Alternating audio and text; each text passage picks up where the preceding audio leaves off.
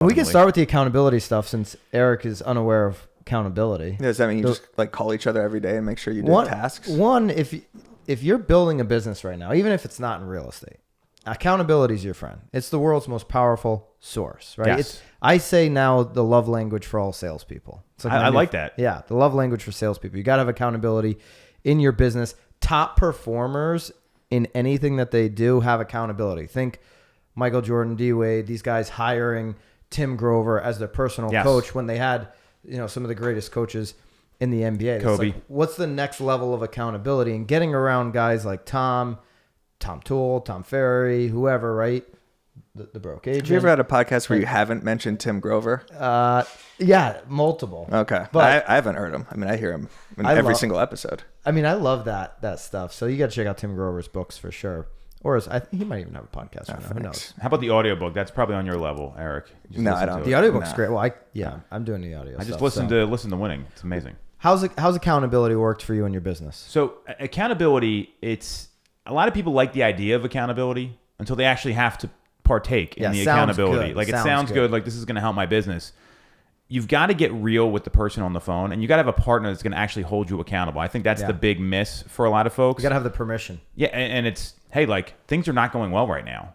You've got to improve upon this, and there's got to be some sort of specific measurable target that you're aiming for, because if there's not, like if you say you want to sell more houses, what does that mean? You're going to sell one more house a year? You're not that's not helping. So, we've had this accountability call, and it's been around growing a team, which I think is different than most salespeople. But in the past, I've had you have to list X amount of homes this month, and there's some serious consequences if I don't or if I do, and that's accountability. I had that with my coach a couple times. So specific and measurable, consistent check-ins, and it's not like a hello call or hey, how was your weekend? It's literally because I don't give a shit. I know you don't, and if you did, I'd call you outside the accountability call because that's not what it's for.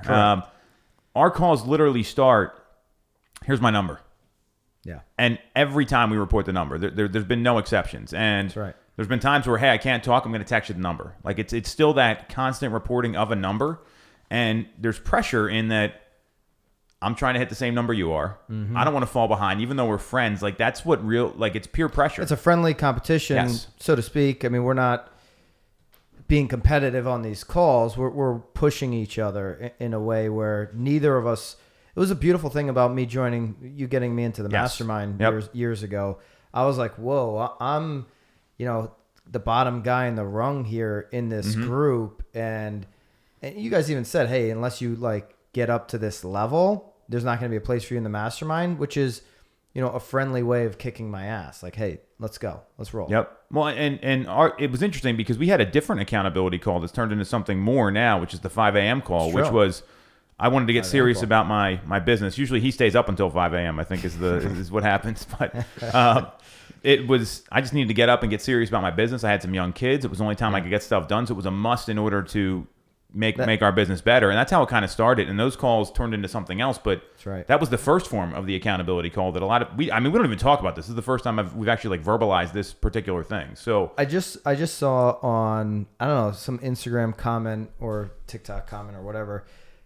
This guy's like, you shouldn't have routines. Like that's not human. I did see it was on Inman. It was on Inman. This guy said this. It's nonsense. I read that this morning. Right. It was today. It was today's. Yes. As of this filming, today's Inman lead story, and it was somebody writing about basically the opposite of this. Like you should give yourself permission not to have routines. And then the first comment, it was Inman. The first comment on the article.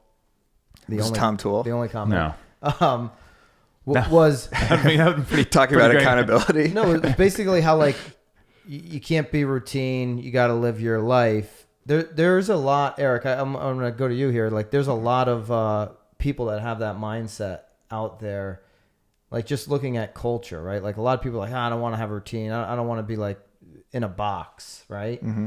Do you think with what you've built with the Broke Agent, you've had routine around that, not without realizing it, or did you structure your routine? Do you think routine's important? Absolutely. Yeah. I mean, being accountable to yourself is very difficult, especially with just the Broke Agent at the beginning.